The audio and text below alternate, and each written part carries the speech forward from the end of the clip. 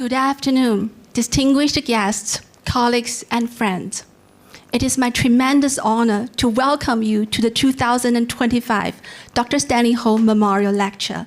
I'm Professor Maggie Wan from the Chinese University of Hong Kong, and also the member of External Advisory Board of Center for Personalised Medicine, University of Oxford. And I'll be your MC today. We gather to honor the legacy of Dr. Stanley Ho, whose visionary philanthropy continues to inspire innovations in medical science. And today's lecture promises to be a milestone in our ongoing pursuit of knowledge. Before we begin, allow me to acknowledge our distinguished guests today, whose presence graces this occasion. The Vice Chancellor of the Chinese University of Hong Kong and Scientific Director of Center for Novostics, Professor Dennis Lo.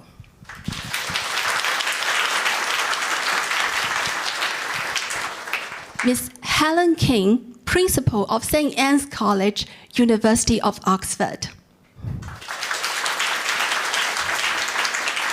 Professor Anna Lucassen, Director of Center for Personalised Medicine, University of Oxford.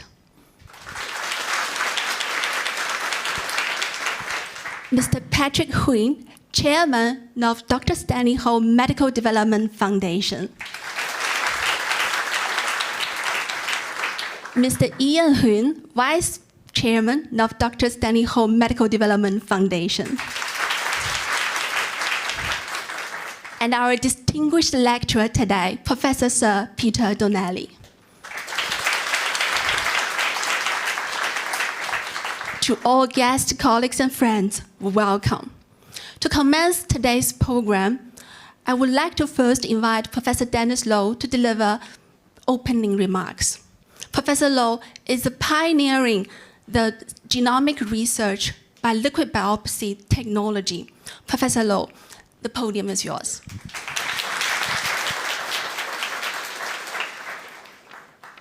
Distinguished guests, friends, esteemed colleagues, ladies and gentlemen, good afternoon. It's my great honor and pleasure on behalf of the Chinese University of Hong Kong and the Center for Novostics to welcome you all to the 2025 Dr. Stanley Ho Memorial Lecture. This lecture series pays tribute to the visionary legacy of Dr. Stanley Ho, whose extraordinary philanthropy has left a profound and enduring impact on education, medicine, and public health. At the Chinese University of Hong Kong, we're deeply appreciative of his generous support, which led to the establishment of 3 research centers: the Stanley Ho Center for Emerging Infectious Disease, the Stanley Ho Big Data Decision Analytics Research Center, and the Brain and Mind Institute. In addition, the endowed Professor Stanley Ho Professorship in Respiratory Medicine and Cognitive Neuroscience further exemplify his lasting legacy. And together, these contributions have empowered researchers to combat infections, addressing public health challenges through data-driven solutions, and further neurological research to enhance development and quality of life, and a mission that remains critically important in today's world. It's especially meaningful that this annual lecture is being held in Hong Kong at CHK for the first time since its inception in 2021. And this year also marks the 20th anniversary of the Dr. Stanley Ho Medical Development Foundation, a milestone reflecting 2 decades of unwavering dedication to improving human health and well-being. As we gather here today, we not only honor Dr. Ho's legacy, but also reaffirm our collective commitment to advancing global medical innovation through research, collaboration, and education. And today, we are privileged to welcome an exceptional speaker, Sir Peter Donnelly, whose groundbreaking contribution to statistics, genetics, and precision medicine has exemplified the spirit of innovation and excellence that this lecture series seeks to inspire.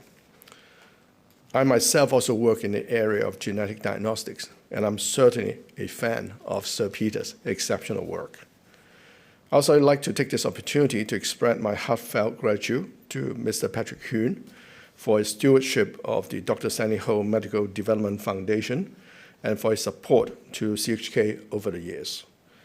My sincere thanks also go to the University of Oxford, St. Anne's College, and the Center for Personalised Medicine for their key roles in establishing this distinguished lecture series. And I'm especially pleased to see Ms. Helen King, the principal of St. Anne's College, join us today at CHK. I also had the pleasure of serving on the external advisory board of the Center for Personalised Medicine for a number of years.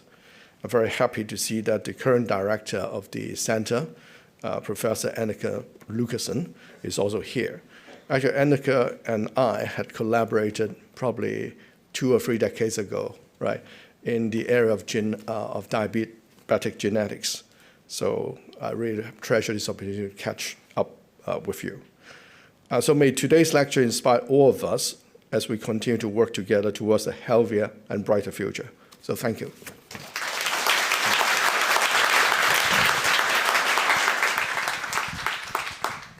Thank you, Professor Lo. Next, we welcome Ms. Helen King, Principal of St. Anne's College, University of Oxford. Helen's leadership bridges innovations and cross-discipline collaborations.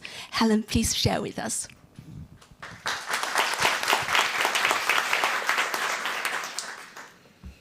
Thank you. I'm very honoured to be here representing St. Anne's College, the University of Oxford, and the Centre of Personalised Medicine to express our gratitude to Professor Dennis Lo and to the Chinese University of Hong Kong for hosting this, the 5th Dr. Stanley Ho Memorial Lecture, which was instituted by the Centre of Personalised Medicine and up to this date has been held in the University of Oxford. But those lectures are available on the Centre of Personalised Medicine website, including with translations. So please do look back at the eminent lectures that have happened in the past. The Centre of Personalised Medicine is a very special partnership between the University of Oxford Centre for Human Genetics and St. Anne's College, which has been generously funded since its inception 12 years ago by the Dr. Stanley Ho Medical Development Foundation. The foundation is 20 years old, and we are privileged and honoured to be able to celebrate with you the 20 years of achievements and the impact that it has had, not just here within the region, but across the globe. The Centre of Personalised Medicine was the brainchild of 3 visionary men. My predecessor, Tim Gardam, who was principal of St. Anne's College, our speaker tonight, Professor Sir Peter Donnelly, who at the time was a fellow at St. Anne's, but also, and very importantly, Mr. Patrick Huhn, the chair of the Dr. Stanley Ho Medical Development Foundation. They were visionary in seeing the importance of personalised medicine and the opportunities that could be created to bring together researchers, clinicians, students, patients, to share understanding and knowledge, not just in Oxford, in the UK, but also in Hong Kong and Macau. And by sharing that understanding and insight in personalised medicine, how we can accelerate its application and its effectiveness in healthcare and improving the quality and length of life for individuals and populations across the globe. So this isn't just an exciting event and an opportunity to celebrate what has already been achieved, but it marks the fact that we are in exciting times where there is much potential for all working in the field. We are so deeply grateful to the Dr. Stanley Ho Medical Development Foundation, into the philanthropy of Dr. Stanley Ho, who we remember with great respect, to Katie Poon and the team at the Medical Development Foundation, of course to Mr. Huhn and to all his family for the support he so kindly gives the Centre of Personalised Medicine, St. Anne's College and the University of Oxford, and to our many advisors and collaborators, including Professor Dennis Lowe and indeed Professor Joseph Sung, who are previous members of the External Advisory Board. And we're delighted and honoured that our new member of the External Advisory Board is joining us now. As a result of all your work and ongoing work, the connections we're creating, both for now and for the future, the world will become a more knowledgeable and healthier place. We're hugely grateful for that ongoing support and honoured to be here today. Thank you.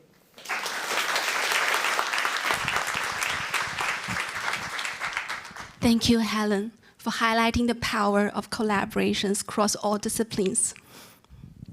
As we celebrate the 20th anniversary of Dr. Stanley Ho Medical Development Foundation, we are privileged to invite Mr. Ian Huynh to share with us the legacy of the foundation.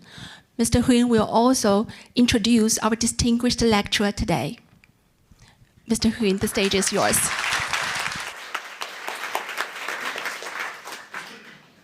I've been given the onerous task of introducing Sir Peter, so I need my cheat sheet because I need to tell everyone at least a bit of all the accomplishments it's had, but I don't have enough time, so it's just going to be the tip of the iceberg. So thank you very much, distinguished guests, Professor Lowe, Mr. Huynh, Ms. King, Sir Peter. I am Ian Huynh. I am the Vice Chairman of the Dr. Stanley Ho Medical Development Foundation, and welcome to our 2025 lecture. The foundation really is the embodiment of Dr. Ho's love for Macau, and above all, the people in Macau. So our motto has always been, our central goal has always been for the betterment of the health of the Macanese by having international collaboration for cutting-edge technologies for the improvement of healthcare. And I think today the event completely embodies that principle of our foundation. We have, thank you to the generosity of Vice Chancellor. We are hosting the Center for Personalised Medicine lecture here in CUHK. We have a distinguished professor from Oxford, Sir Peter. And so this is really an event where we're putting Macau, Hong Kong, and Oxford together, talking about a cutting-edge technology to help lives around the world. And for us, it's about specifically for the lives of the Macanese people. So this really is an international collaboration. And I think, and it suits very well with Sir Peter's background. He's, I would say, an international man of science. So he is originally from Brisbane, Queensland, Australia. He studied at the University of Queensland. This is where the reading comes in. It's going to be a long list, sorry, but I have to do it. So, okay, bear with me. He was formerly the professor of statistics science at the Wellcome Centre for Human Genetics at the University of Oxford. So after Queensland, he earned his doctorate in Oxford as a Rhodes Scholar, and he also held professorships at the Universities of London and Chicago. Returning to Oxford in 1996, he has since been nominated as the Fellow of the Royal Society and of the Academy of Medical Sciences. He's an honorary Fellow of the Institute of Actuaries. He's an honorary Fellow for St. Anne's College and also Balliol College, Oxford. And last but not least, he's been awarded knighthood in the Queen's Birthday Honours List in 2019. He has an honorary doctorate degree from the University of Melbourne in 2022, and my understanding is that he will be traveling very soon back to his hometown and receive the honor of honorary doctorate from his alma mater, University of Queensland. He'll be speaking on the power and potential of genetics to improve healthcare. I've been given some pros to introduce the topic, but I think you would rather hear from him than from me. So thank you very much, and Sir Peter, it's all yours.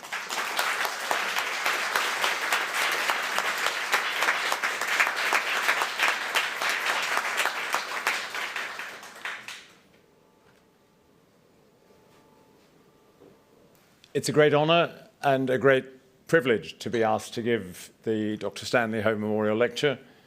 A particular privilege to be able to deliver that lecture in Hong Kong amongst many of the people who have worked so tirelessly to take advantage of the legacy he left. I want to start by acknowledging his visionary generosity, his philanthropy. It's helped in many, many different ways, but it's had a major impact through the Dr. Stanley Ho Medical Development Foundation on our work in Oxford, principally through funding the Centre for Personalised Medicine, which has enabled the collaborations amongst different parts of the university in Oxford, but even more importantly, collaborations between those of us in Oxford and those in this part of the world, Hong Kong and Macau in particular. I also want to take the time to acknowledge and thank Mr. Patrick Huon. Patrick, as you know, is chair of the foundation. He, as Helen absolutely rightly said, was a key part of the vision behind the Centre for Personalised Medicine. He's been a great supporter over many years of the centre. But even more importantly for me, he's become a great friend. And I cherish my friendship with Patrick and with his family, and it's wonderful to be able to spend time with you. So I'm talking today about personalised medicine.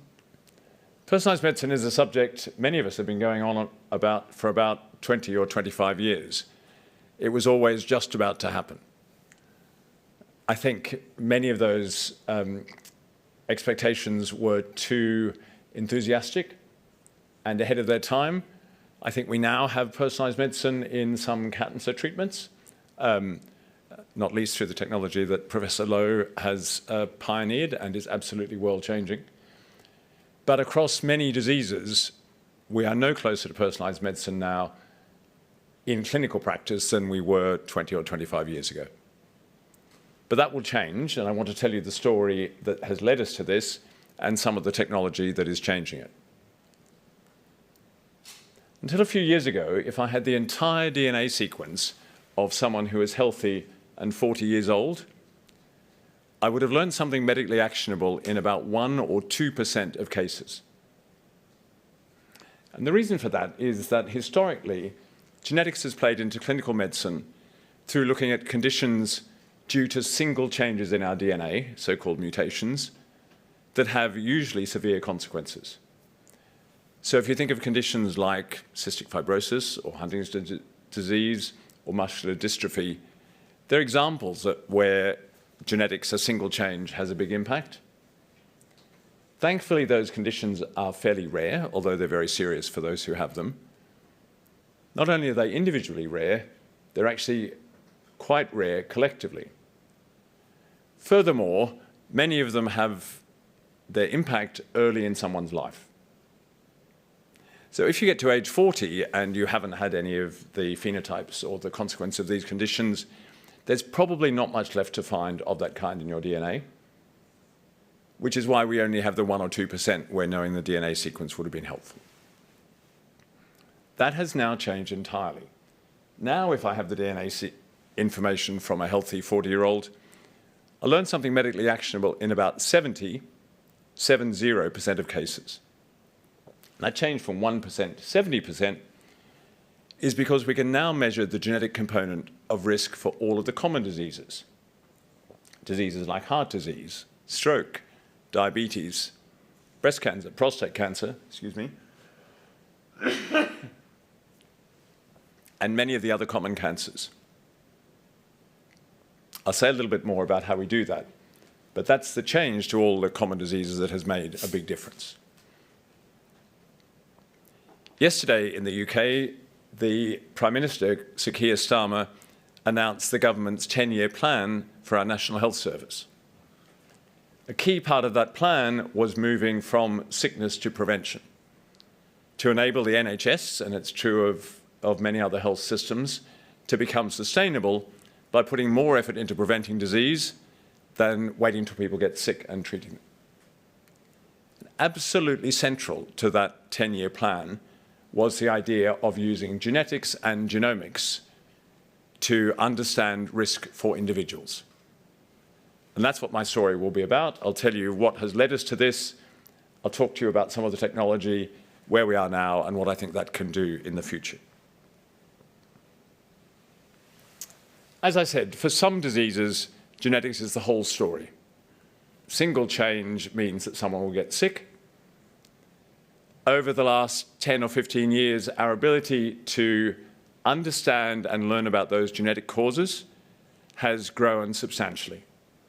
We were lucky in Oxford to be one of the pioneers in a collaboration with Illumina, the sequencing technology company, to try out whole genome sequencing in the clinic. And the story here from the Times at the time of the study was about one of our early findings where we were able to provide diagnosis for a young girl who had a serious condition, but until then, neither her parents nor her doctors had known what was causing it. And that area, it's called genomic medicine, has been transformative over the last 15 or 20 years. It's an area which the NHS has played a leading role in and continues to do so to this day. Indeed, another announcement in the NHS long-term plan is to move to screening of all newborns in the UK, exactly to look for these kinds of conditions early enough so that in some cases you could take actions to avoid them. But my story is about the common diseases, not the rare genetic conditions, diseases like heart disease and diabetes and breast and prostate cancer. Genetics has a big impact on those, but we know from many years of genetic studies that it's much more complicated. There's not a single place in our DNA or a single gene that affects our risk for heart disease. It's many, many places.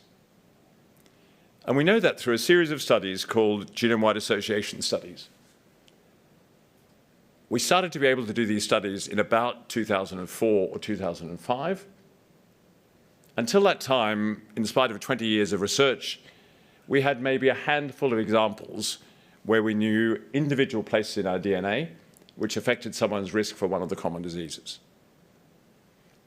So what's a genome-wide association study? It's not a very complicated idea. The idea is you take a large number of people who have a particular disease, say heart disease, and a large number of people who don't. And you measure them at many places in their DNA, say 800,000 or 1 million places. And then you compare each one of those places in the sick people with the healthy people. And what you're looking for are places where a genetic variant is more common in one of those groups than the other. Because if you think the other way, if there were a genetic variant that made you more likely to get heart disease, that would be a bit more common when you looked at people with heart disease. That's what these studies did. And the big breakthrough that allowed them was the ability to measure those 800,000 positions in our DNA relatively cheaply.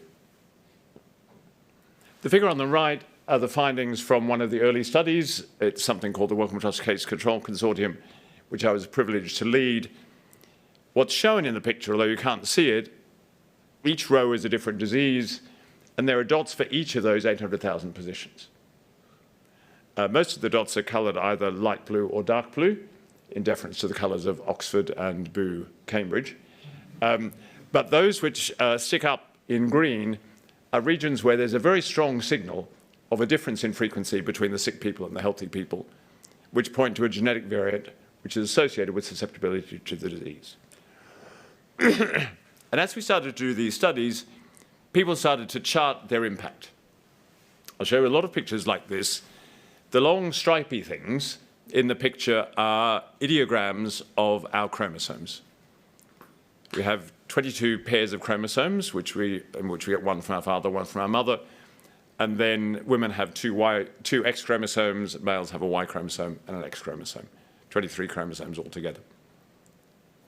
And the little lollipops, there's only one on this picture, which is here. They mark a specific place for a particular disease where there was a finding that that position was associated with susceptibility for the disease. It was one of those findings in 2005. There are a few more in 2006. In 2007, there was a major change. Our large study, the Wellcome Trust Case Control Consortium, reported it was responsible for about 20 of those findings, but a number of other studies reported. And for those of us who'd been trying to understand genetics for common diseases in humans, this was an extraordinary time. After 20 years of getting absolutely nowhere, we suddenly had many, many clues to susceptibility to the disease and hence to the diseases themselves. This had an impact. So at the end of each year, Science magazine, Science and Nature are the two premier scientific publications, perhaps rather pompously, Science magazine at the end of each year steps back and says, what was the most important development in all of science during that year? And in 2007, they chose this transformation in our knowledge of the genetic basis of common human diseases. Our own studies attracted attention in the press in the UK, some of which was broader than that. This is from one of the newspapers, The Independent. They were very excited about our findings for many different diseases. Rather interestingly, we shared the front page with a woman called Tracey Emin, who is a well-known, very avant-garde and rather controversial modern artist. So it was an interesting juxtaposition. One of the other newspapers, we shared it with the dizzy heights of England, the England soccer team beating Denmark 2-0 in a World Cup qualifier. So maybe Tracey Emin's art is more appropriate. But the work kept going. We were able to do these studies. They were larger, and so we learnt more as we continued them. That was the position by 2009. We did a lot by 2010. That's the current position. We now know well over 100,000 places in our DNA associated with either diseases or changes in things we measure in people, like blood pressure, cholesterol levels, and so on. It's been absolutely extraordinary. Each of those findings is a potential clue to the biology of the disease, and we and others use them to help find new drug targets for diseases where there is serious unmet need. But they're also critical in being able to predict risk for those diseases. And that's the main focus of the talk today. The key idea there is something called a polygenic risk score. I said there wasn't one gene or two genes involved in susceptibility to heart disease. There are many places in our DNA. So the idea of polygenic just means combine information from many places in our DNA. And it turns out that there are 1 million or more places in our DNA that affect someone's risk for heart disease. There are different 1 million or more that affect a woman's risk for breast cancer, different 1 million that affect a man's risk for prostate cancer, another 1 million or more that affect someone's risk for diabetes. We can now measure those. We've got large enough studies to identify them well. And then we can use sophisticated algorithms that use machine learning and high-powered statistical tools to combine that information to get an overall summary for a person of their genetic risk for heart disease. From the same data, you can also calculate an overall summary of their risk for diabetes. For a man, his risk for prostate cancer. For a woman, her risk for breast cancer. And these scores can have a big impact. So what's shown on the right of the picture here is data from 100,000 men in a very large study called UK Biobank. These men were studied forward in time for more than 10 years. We used our genetic scores to divide the men into 3 groups.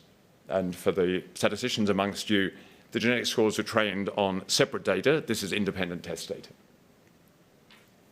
So there are 3 groups shown in the picture: those with high genetic risk in red, those with typical or medium genetic risk in green, and those with low genetic risk in blue. And then what the figure plots is that at each age, what proportion of each group have been diagnosed with heart disease. So if you look at the high-risk group, by age 50, something like 15% of men have been diagnosed with heart disease. By age 70, it's around 40%. They're the men with high genetic risk. For the men with low genetic risk, effectively none of them have heart disease by age 50, and even by age 70, it's 2 or 3%. There are massive differences in risk. And another thing which follows from that is that the risk accrues earlier in life. So if you take a typical man in the high-risk group, his risk in his mid-40s is more like that of a typical man when he's in his early 60s. Currently, we ignore this information in the way we think about preventing heart disease, but we can now take account of it, as I'll explain. That's heart disease. Here are similar figures on the left for breast cancer and on the right for prostate cancer. Breast cancer is a little bit complicated because there are a number of genes where individual mutations have a big impact on a woman's risk. The BRCA genes are the two most well-known examples. This is ignoring those genes. This is looking at the cumulative effect of 1 million or more places in a woman's DNA. Again, you can calculate a polygenic risk score, summarize her genetic risk, and women with high genetic risk, almost 30% of those will have been diagnosed with breast cancer by the time they're age 70 or 75, whereas for those with low genetic risk, it's only a few percent. The differences are even more stark for prostate cancer. Men with high genetic risk have something like a 40% risk by age 70. Men with low genetic risk have a 1% or so risk. Massive differences in risk. I'll take you on a diversion and talk about BMI, body mass index. It's a major health challenge in much of the developed north, not so much, to your credit, in this part of the world, but a major focus in countries like the UK and the US and Europe. This is data from a study which followed children from birth, called the ALSPAC study. They were born in 1990 and they've now been followed for more than 30 years. There's genetic information available on those individuals, so we could calculate their genetic risk for obesity or for high BMI. Again, that's the result of the impact of 1 million or more places in our DNA. The first figure here on the left shows the average BMI for 10 different groups of the children.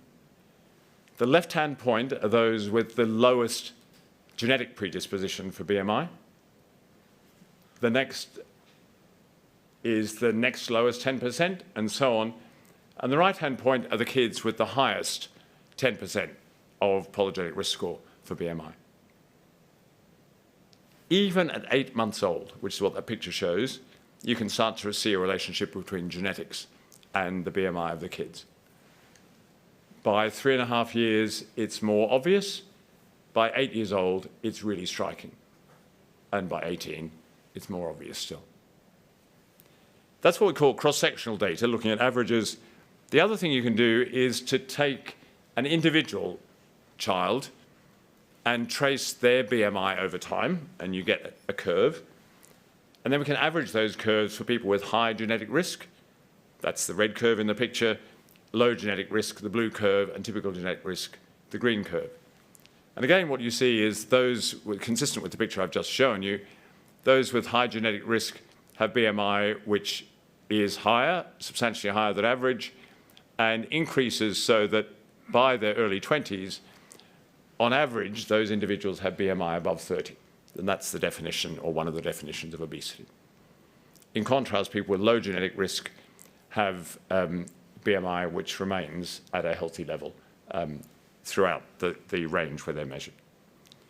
Those curves are averages for each individual. Here are some of the individual curves. The red curves, each red curve is one of the children in the study. It's their BMI at different ages. And the only point I want to make here is, although the red and the blue curves I showed you previously, and they're on this line, this graph as well, are averages, what's striking is that almost all of the red curves, the BMI curves for the high genetic risk people, are above those for the low genetic risk. It makes a big difference. This is data on 2 different groups. This is one of them, I'll show you another in a minute, of girls on the left and boys on the right. It's plotted in a slightly different way.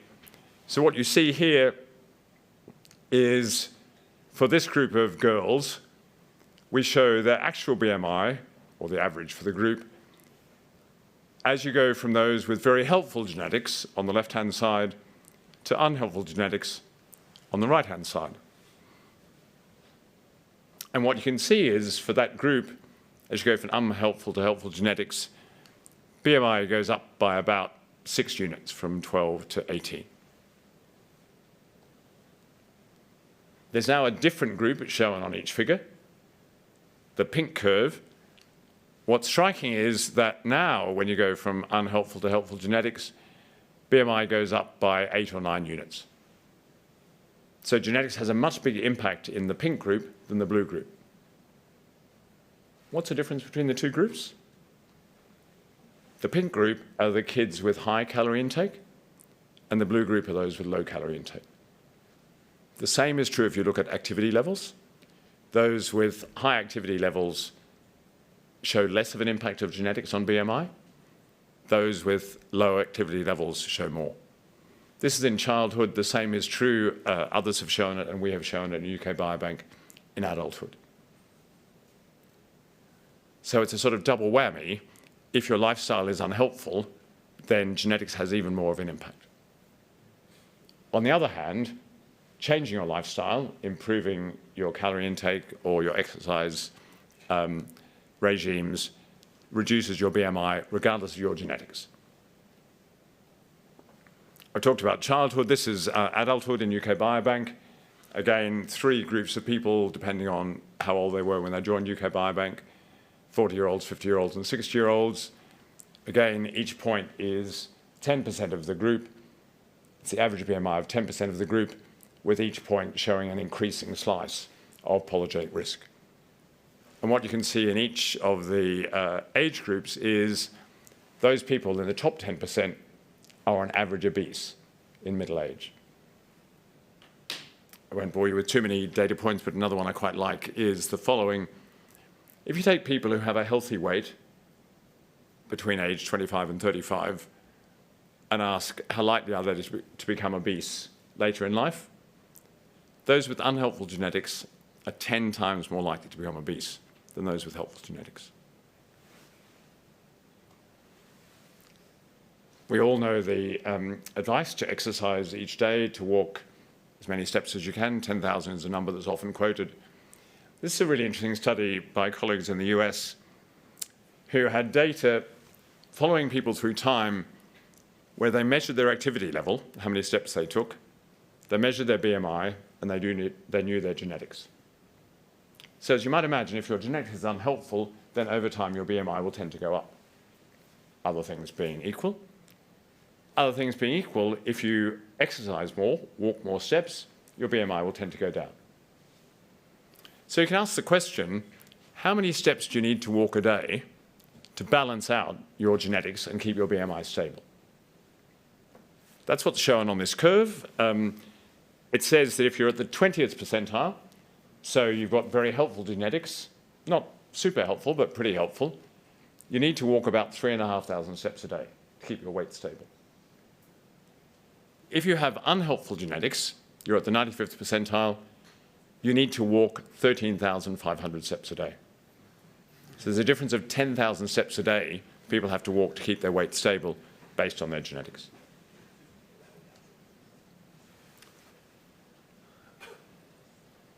All of the results I've talked about to date are for people of European ancestries and for the obesity work in European environments. I'll come back a little to the way this story pans out for people of other ancestry groupings. For some diseases, and I'll talk a bit more about cardiovascular disease, it's very natural to combine the genetic component of risk with the risk calculators that doctors already use. They already use a tool. In the UK, it's called Q-Risk, which combines someone's age, their sex, their blood pressure, their BMI, their cholesterol level, and so on. Genetic risk via PRS, polygenic risk, is independent of that clinical risk, so it's capturing something new. For men between 40 and 55, the genetic component of risk by itself is as important as all of those clinical risk factors. For other diseases, it turns out genetics is almost all the story of risk.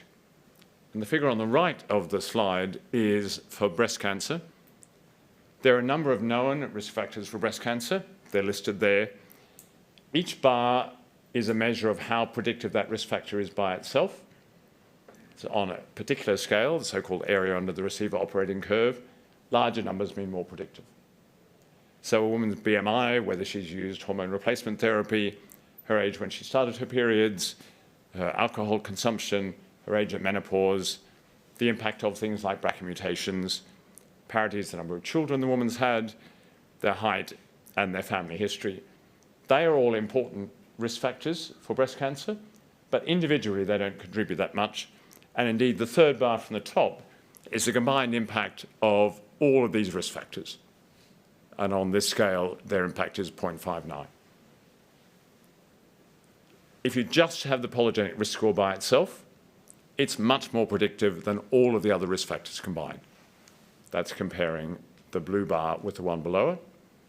And indeed, if you add in all of the other risk factors to polygenic risk, you improve your prediction, but only by a smidgen, only by a tiny amount. So in fact, if you're predicting risk for breast cancer at a population level, polygenic risk is the key driver of risk. Same is true for prostate cancer and for colon cancer. 11 years ago, I founded with colleagues a company called Genomics Limited to take the advances in our science and get them into the clinic. Separate journey about being an entrepreneur. I'll just say in passing, in my experience, Dennis does these things wonderfully well, but in my experience, it's a much tougher gig than being an academic. But one of the things we've done is to focus a lot on developing polygenic risk scores. And as a consequence, we have the most powerful technology available. This slide, each row in the slide is a disease. Each point is a polygenic risk score, and the distance to the right is how powerful the score is for predicting that disease. All of the black dots, which you'll notice are the ones furthest to the right, are the ones that we've developed in genomics, and the various coloured dots are those developed by academic groups who specialise typically in one or two diseases, or some of the other companies involved. And to go back to many diseases, I've shown you some of these results before. This compares the difference in risk between someone who has a high polygenic risk score with someone who has a low polygenic risk score for different diseases. So for heart disease, as we saw before, it's about 20-fold. For prostate cancer, it's 40-fold. For breast cancer, it's about 15-fold. For diabetes and atrial fibrillation, it's about 30-fold. Interestingly, for Alzheimer's, it's almost 60-fold. It's also very high for a number of the autoimmune diseases. We don't currently offer a test for Alzheimer's disease because we focus on conditions where there's something that either individuals or their doctors can do to reduce risk. That may well change with some of the drugs that are being developed now, but it's not currently the case. So I've focused so far on results in European ancestry. These scores tend to perform more powerfully when you apply them to individuals from the same ancestry group as most of the training data. And for regrettable reasons, most of the early human genetics data that we studied was from people with European ancestry. That's now being corrected in the field, and it's a really important and very good thing. Within our company, we've developed methods which get as much as possible out of the smaller data sets available for other ancestries. And the figure on the right gives a sense of this. Don't worry about the details, but each row here is a disease. There are different colored dots. The blue dot is the predictive power for individuals of European ancestry. The green dot is for South Asian ancestry, the orange dot for East Asian ancestry, and the purple dot for African ancestry.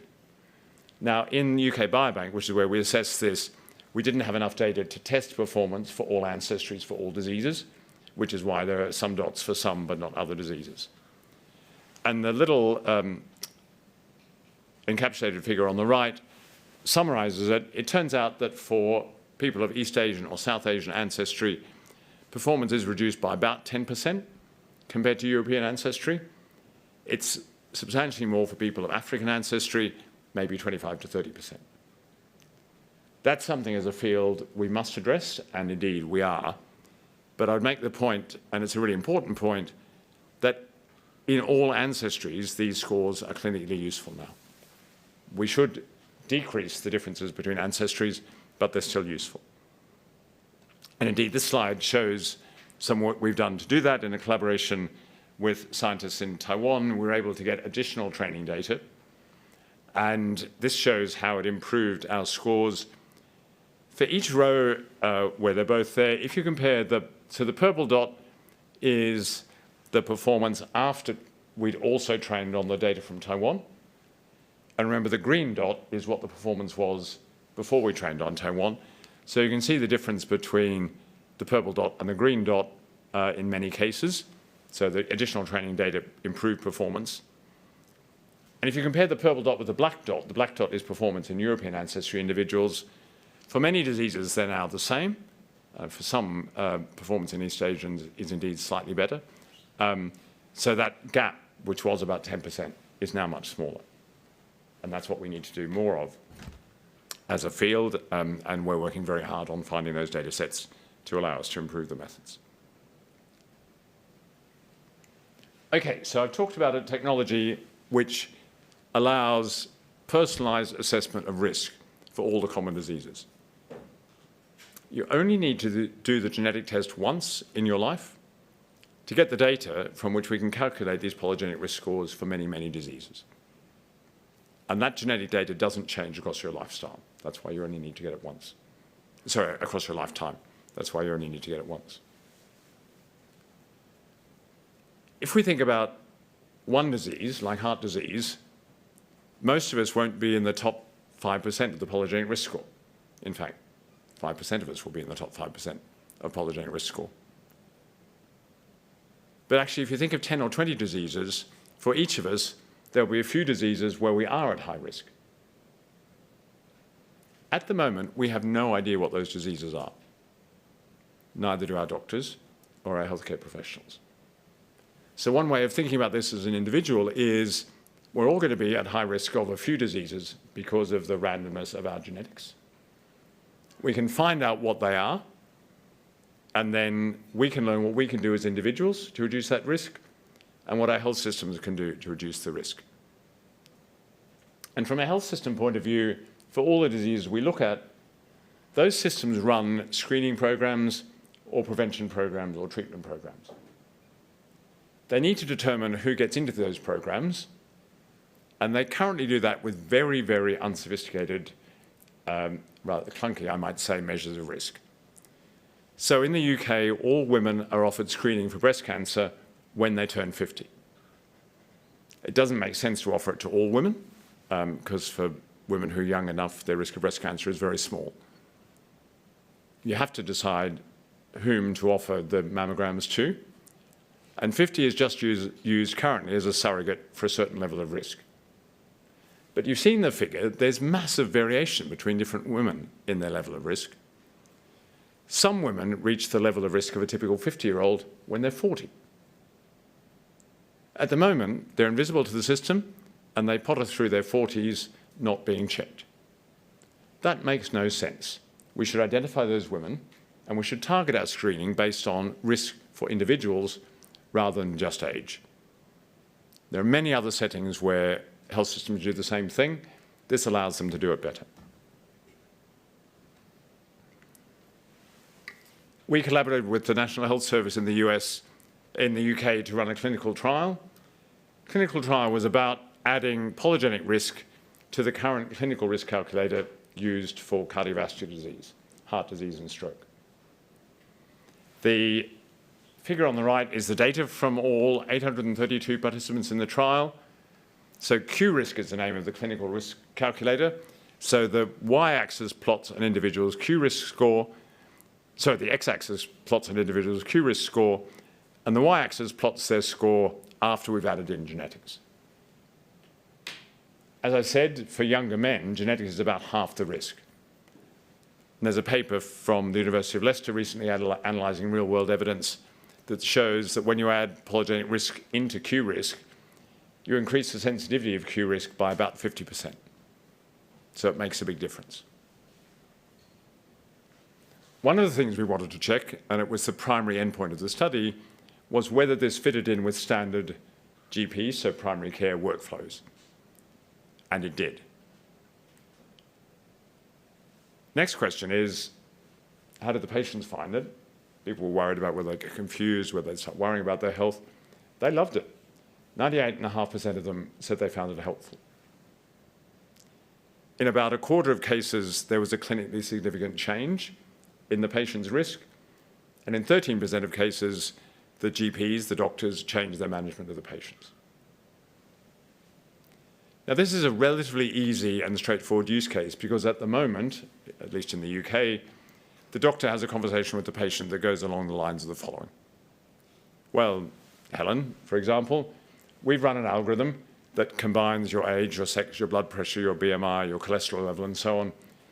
And as a consequence of that, we've estimated your risk for cardiovascular disease, heart disease or stroke over the next 10 years to be, I don't know what it is, but let's say it's 12%. And the doctor would say, they'd explain what the risk means, and then say, that's a little bit higher than we'd like. Here are some things you could do, and you might consider going on statins to reduce your risk. When there's genetics involved, the doctor has almost an identical conversation. They now say, well, Helen, we've run an algorithm which combines your age, your sex, your blood pressure, your BMI, your cholesterol level, and an overall summary of your genetic predisposition for cardiovascular disease, and your risk is 18%, and so on. So for the doctors, they're already explaining risk, they're used to doing that, and they're used to explaining it in ways that are accessible to patients. What does the data show? Well, if risk didn't change, every one of these data points would be on the diagonal line. And those that stray for the line are those where, in this half, genetics has reduced someone's overall risk, and here where it's increased them. There are some individuals, about 5%, who went from being, in the UK, the guidelines say that if someone's risk is above 10%, they should be offered statins. There are about 5% of individuals who are over that level when you include genetics, who were not high risk before that. But the groups that the doctors found most interesting were these sorts of individuals who were already high risk, but they became very high risk when their genetics was taken into account. And that they reported, it completely changed the conversation the GP had with the patient and the patient's attitude, both to making changes in their lifestyle and to statins.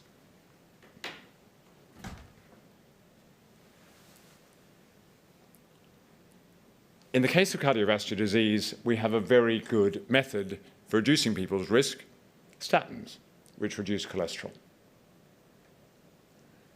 I used to be asked whether, for this special group, because of their genetics, how did we know statins worked? Well, we know because people have looked back through many of the statin trials to see what is the impact of statins on this group with high genetic risk. And it's a win-win. It turns out not only do statins work on that group, they're more effective therapeutically than they are on average. And for those on the medical side, it's interesting. They don't change the amount by which someone's cholesterol is lowered. But this high polygenic risk group has the property that lowering cholesterol by a certain amount has more of an impact on their risk of cardiovascular events than that lowering does on average. So it's a hypothesis, but we think of high polygenic risk people for heart disease as people who have sensitive vasculature, vasculature that's more prone to being affected by cholesterol, and hence lowering it is impactful. The data at the top is from a real-world study from Neil Rish's group.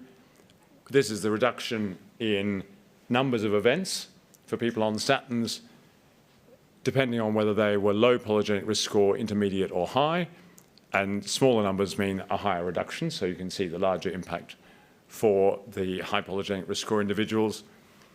This is analysis of a number of statin trials and then trials of the next generation of cholesterol-lowering therapies, so-called PCSK9 inhibitors. Some of the statin trials are primary prevention, so preventing heart attacks and strokes in people who have never had one. Some are secondary prevention, preventing them in people who have already had them.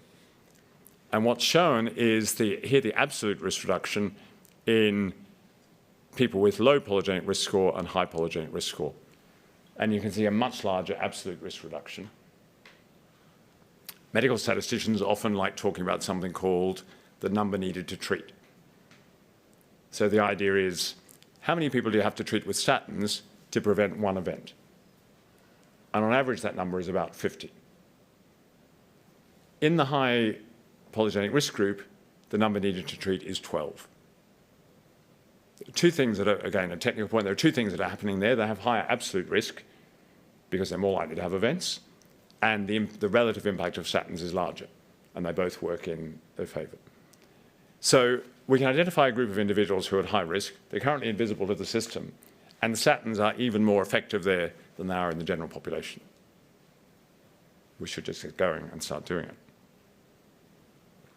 This work has attracted a lot of attention in the UK as we've gone on various stages of our journey.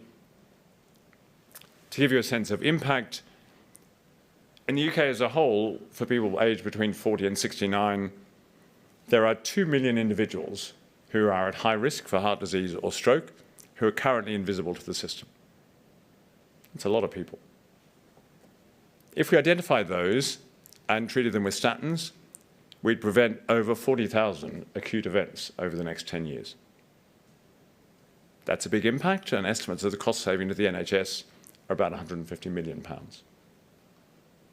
That's the cost savings to the NHS. There's much more attention now on the impact on the UK economy through loss of productivity. That's amplified, it's even larger.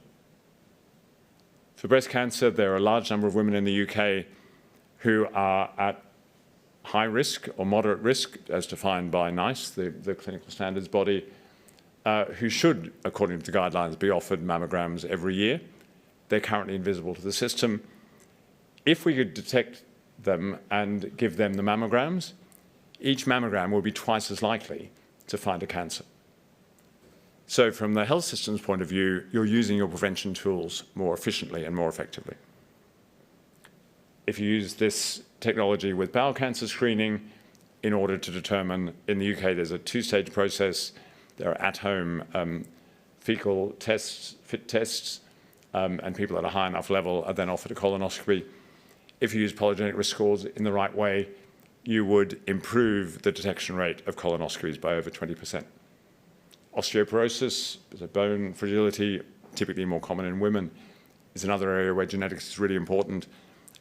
If you use this technology in the right way, you would use fewer DEXA scans, but identify more than twice as many people who are genuinely at high risk. And again, there are therapies that can be used for those. In the UK, there's a very large and exciting program called Our Future Health. It aims to recruit 5 million people over 5 years. Part of the offer for those individuals is that they will get information about their genetic risk of disease. We are privileged to be the exclusive partner of the Our Future Health program. They will be getting our risk scores back. So through this program, within a few years in the UK, there'll be millions of individuals who will know about their genetic risk of disease. That was already exciting. Then yesterday, as I said, the government announced its 10-year plan for the NHS. First note, front cover, double helix. That's indicative and, of course, encouraging. And in the 10-year plan, the government promised what they called the new Genomics Population Health Service, available to all by the end of the decade.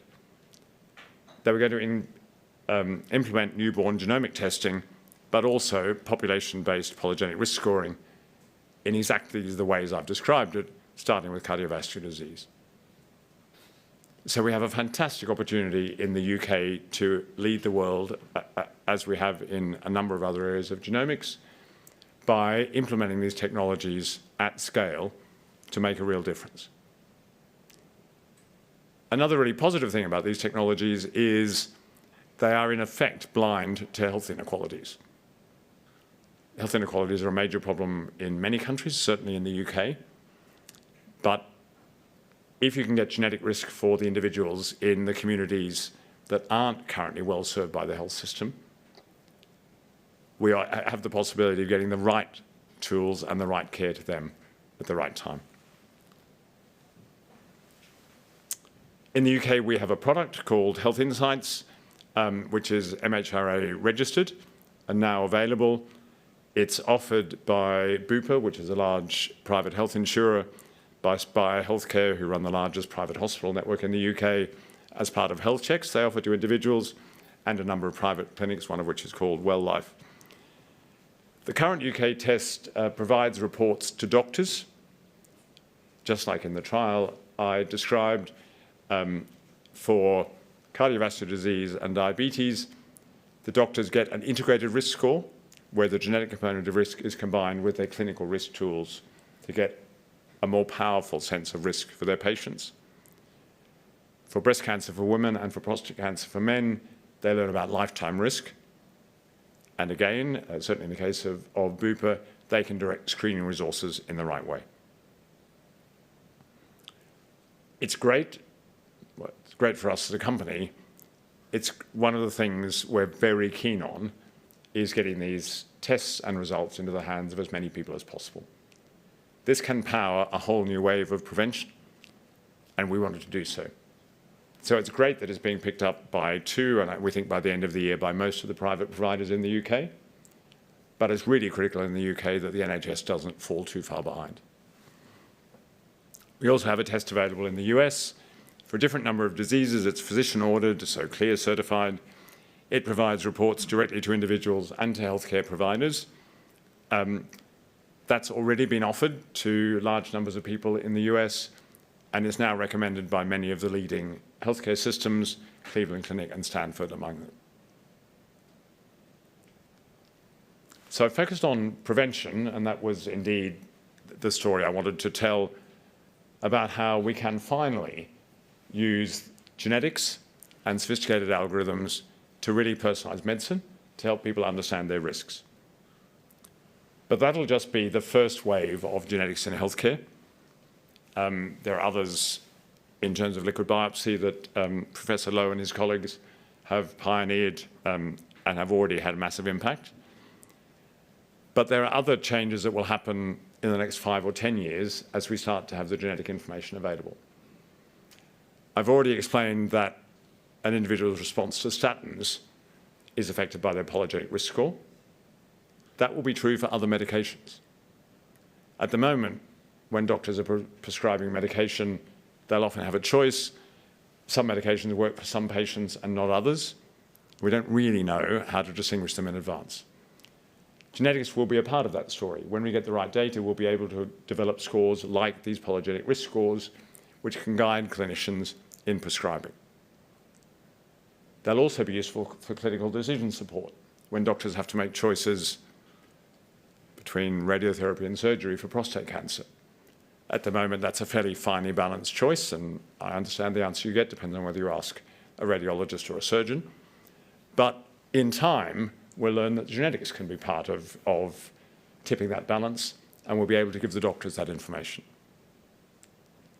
In 10 or 15 years' time, I think genetics will be routine in healthcare systems.